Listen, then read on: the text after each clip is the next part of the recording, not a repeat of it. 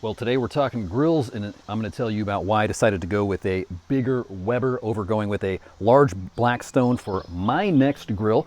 Now, I'm not paid by either Weber or Blackstone, so this is not a pitch here, a financial pitch, although Weber or Blackstone, if you're listening and want to sponsor your boy, let's do this. We're going to start over here actually with the Blackstone. If you haven't cooked on a cast iron top, let me tell you, you are missing a lot.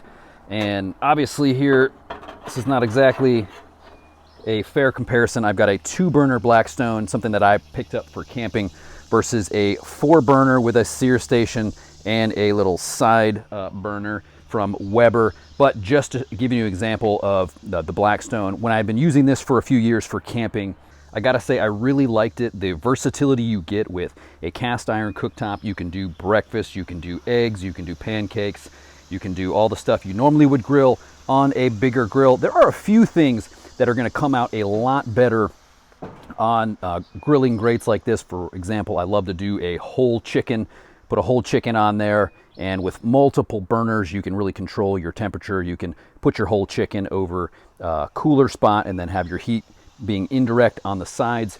That's harder to do on something like a Blackstone.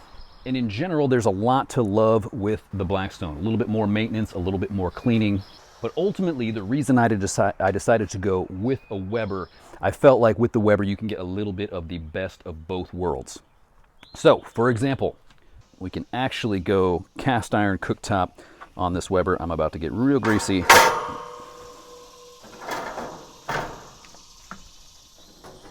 They've got this system that allows you to try multiple different tops here in the Weber. See some remnants of 4th of July hot dogs on there. Awesome. This thing weighs about 1 billion pounds.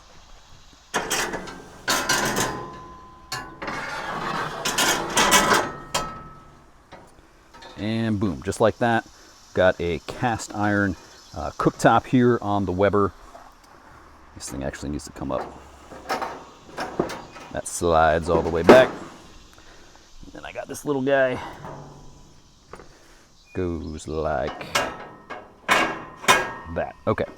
And then you would take this one off when you're ready to grill. But there's just a quick example of how I felt like with the Weber, you got the best of both worlds. Now, the reason that I actually went with the Weber was dealing with grease on the Blackstone is really a challenge, especially with the way that this lid is set up. You're always going to get a little bit of grease dripping off the back. You're going to want to get a grill mat. If you go Blackstone, get a big grill mat like this so it'll catch any of those. And I'm going to show you the grease trap back here. Just set this lid over there. This grease trap always drips a little bit. Now there are some other models that have a better setup that I've seen, especially ones where the lid kind of stays internal, whereas mine, it hangs over, and that leads to a little bit of dripping. In fact, if I come over here where all the stuff I moved is, got a spot of grease over there that I still need to clean up from when I was using the Blackstone. And in general, I think cost-wise, this is my midlife crisis dad purchase. Really love having the sear zone when you want to do steaks.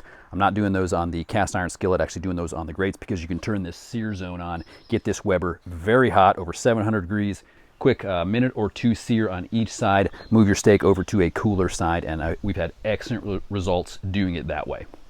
All that said, you can do steak on the Blackstone, and we've had great results when we're out camping doing some steak as well.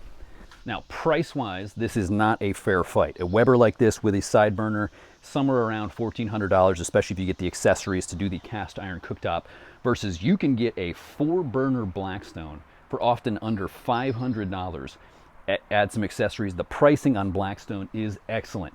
My prior Weber, however, lasted over 14 years, and that's what made me think I'm going to stick with Weber and spend a little bit more. If you don't get the side burner, you can save a few $100s. It is nice to be able to do a side dish outside while you're grilling.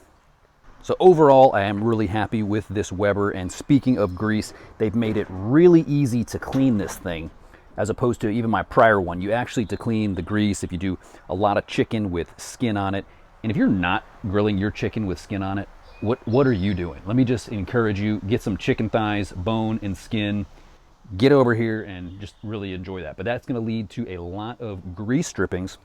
And I love what they've done here. You actually just pull this out. This is a good example because I grilled a bunch this week. And then They give you this little scraper thing, and you just scrape all those drippings down, clean it off, give it a quick wipe down. They've made this really easy to keep clean so you don't get those grease fires. On my prior one, didn't have that system, and I would have a lot of grease fires after doing a lot of chicken or fatty meat. All right, let me know what you think. What's your preferred grill? Do you like the Blackstone? Do you want to get a big one like that? Or do you like something like Weber? I think the quality is there with Weber, but the friends I know that have a large Blackstone absolutely love it. Not sure you can go wrong. Let me know in the comments what you think is better.